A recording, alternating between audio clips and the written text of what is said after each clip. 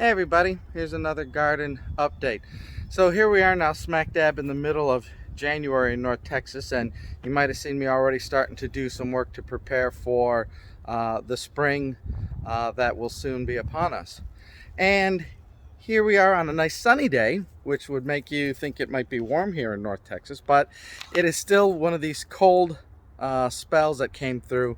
We're probably about 40 degrees right now, and we're going to go up throughout the rest of the next couple days that we're going to hit 70, and then by the end of the week we start dropping back down to 60s and 50s. So it's this up and down cycle, but as long as it's not terribly windy, terribly rainy, it's time to get out here and do some stuff. So I'll show you kind of what we're going to do so far here. So let's take a look. Okay, so the last time I was showing you that we're putting some raised beds together for some potatoes that we're going to put in first here. So I got some more dirt here, and I'm going to level that off eventually. But the next phase of this is now this gap between the new raised beds and kind of these frames here. And one of the things, as you can, see, is that this is kind of a mulch area, but then this is kind of still the bare ground area too. And of course the grass and the weeds are kind of dead right now. So what I want to do is, make this a very easy to maintain garden, and that means the less we have to weed and do that kind of drudgery, the better. So while the back to Eden gardening method, where you're putting down wood chips over the years, putting directly in the soil, is a great method, and this soil is really fertile. I mean, I've really done a lot of good stuff with the wood chips and the breaking down and creating soil, but it really becomes one of the weed management. And in between these frames gets pretty weedy in the Texas weedscape here. One of the things that is kind of like a weed, but it's also a grass, is the grass in Texas, because the ground's so hard. It doesn't like go down in individual strands of grass like strands of hair in your head. It creeps along the top and then kind of makes a shallow root and then keeps creeping. So it's the way the grass is here in Texas. And if you don't put the mulch down, it's going to eventually creep over all your stuff and create another a lawn. And so to help mitigate this, by using the cardboard down here to kill out the weeds, give it a chance to kill the weeds and any grass and anything else, and then doing the raised beds with just a minimal area, it's easier to maintain from the weeds and stuff like that. And then what you can do too is with the gaps between your beds, and what I kind of started to do here was put down some weed barrier, because I'm never going to grow anything in between the beds. So by putting down the weed barrier, then putting some mulch on top, that hopefully is going to keep things nice. So right now this is going to be a continuation here of the process I've already started. So what I'm going to do is I'm going to take these frames down, and take these frames down here and just temporarily get them out of the way. And then I'm going to put in some more raised beds here to help me make this a much more organized and clean garden. Now the thing is, the raised beds don't have to be very wide, because I'm growing vertically, right? So growing tomatoes, growing cucumbers, growing snap peas and pole beans, right? I just need a very narrow area just to get enough nice dirt up off the ground, and then put these frames back in, and that way we'll set to go. And then of course the irrigation, we've got my old existing irrigation lines, we will reset those and everything as well. So the first thing I'm going to do is take down these first two rows of frames, because there's a little drop off here too, and I want to kind of get myself on level ground a little bit here, so I'm not such at a slant.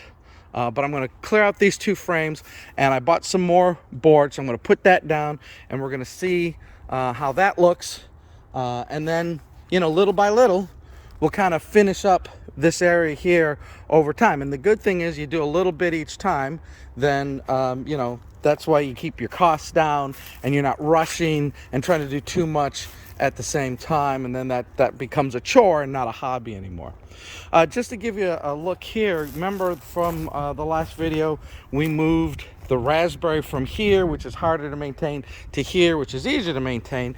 Now I've gone ahead to plant the canes, and hopefully they're going to take root, and I won't know until the weather starts to warm up and they start to come out of their dormancy. But I've given it the best shot. I've put an overabundance canes in there, and hopefully most of them take, and then we'll have nice raspberries coming out here. So anyways, let me start getting this ready, and we'll show you the progress as we go along.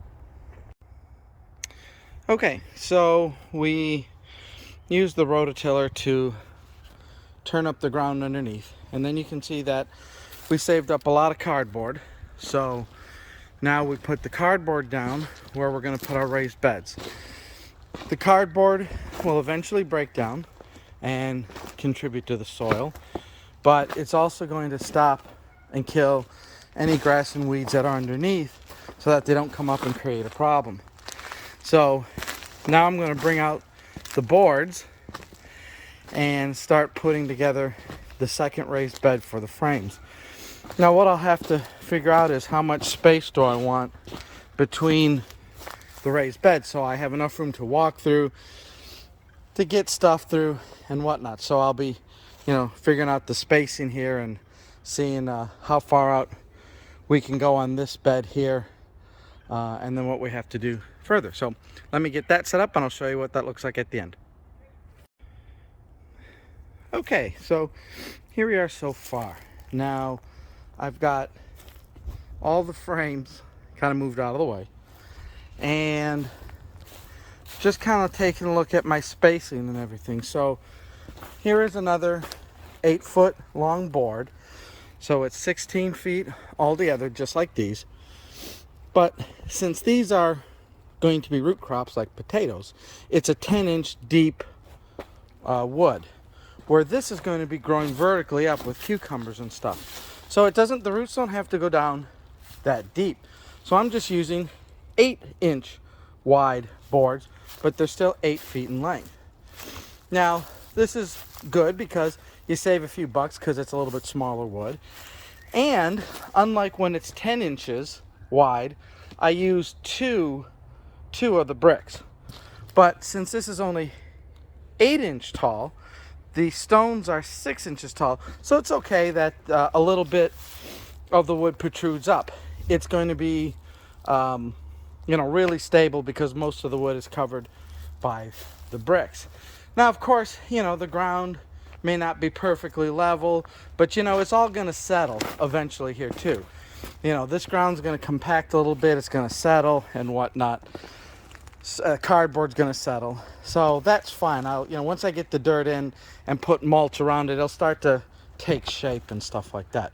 But anyways, just to kind of give you an idea here of what it's going to look like. And so here I got the spacing so I can walk easily between. That shouldn't be a problem. And then I'll be able to take these frames and then put the frames right in here. Now what I could do is put the frames inside, just on how there's the cement there. I can put the frames just on the inside here, and that would give the vines to climb up. Or I could put the frame directly down the middle.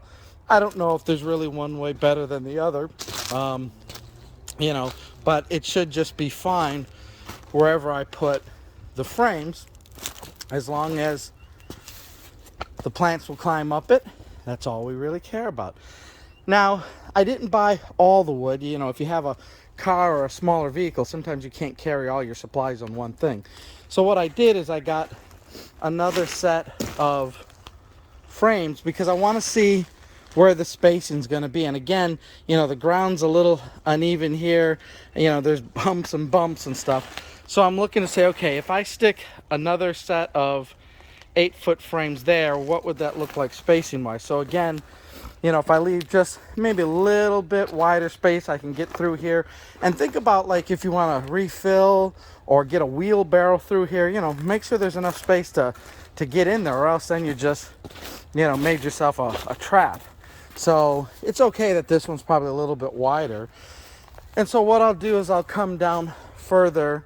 I'll make another trip here as a part 2 of the video, and I'll extend this down to be even here.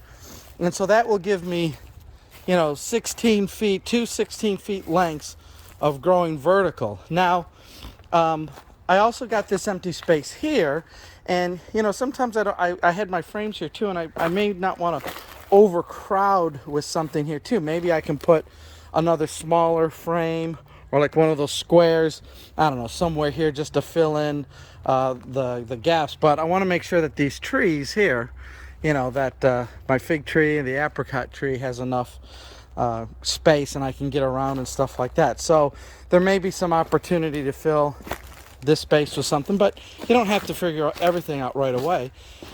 And then when you look at your overall capacity, right, and you start to take a look, well, how much space do I got? Well, these trees and containers, now that I got the space back there, I'm going to move them out and get them in the ground. I think it'll be a little bit nicer than the containers. But that still leaves me with this space here all the way down that I can do something with. I could go for another wide frame, or I can go for a shorter frame and grow vertical, or anything in between. I mean, the nice thing about the garden is that you can mix and match and do all sorts of creative things here. And I still got the capacity back there, so the backyard here is big enough to really grow enough variety of things, and different things that need sun and not sun, and a little bit of shade. So it's kind of like human Legos. You can get really creative on where you want to put things. So, but for right now, I'm not going to put any dirt in there. Again, I haven't bought the dirt yet, like I was filling the backs there. And then once this is all filled in with dirt and I got it in the exact spot, I'll start putting the frames up again, and we'll have another video about that. But these are all homemade frames using electrical conduit and zip ties and these rebar that you put in the ground, and they withstand high winds and everything. The only thing is that the zip ties, the sun gets them and makes them fragile. You might have to replace those every, the zip ties here every season as they break. But yeah, again, when you start to do this, you start to see that, it's easy, but it does take time. And if you have a busy schedule, you should do a little bit each time, because like I say, when it comes time to really do the big spring planting, these things are going to be ready to go with dirt and fertilizer, the frames up. It's just a matter of putting seeds in or putting the plants in, and then let's go. And then we start having a good garden again, like we did last year. We had so many cucumbers that we were growing in these frames that we pickled them, gave them to friends, ate them fresh, and we still didn't know what to do with all our cucumbers. It's just crazy. And then of course I'll modify our watering stations to be optimal, so that it'll keep all these things nice and watered. So anyways, I'm going to stop here, because my weekend is just about done for what I can allot for time for here. But this gives me a good start, gives me a good idea, and then we'll show you on part 2 as we finish this job. All right, we'll talk to you later. Bye-bye.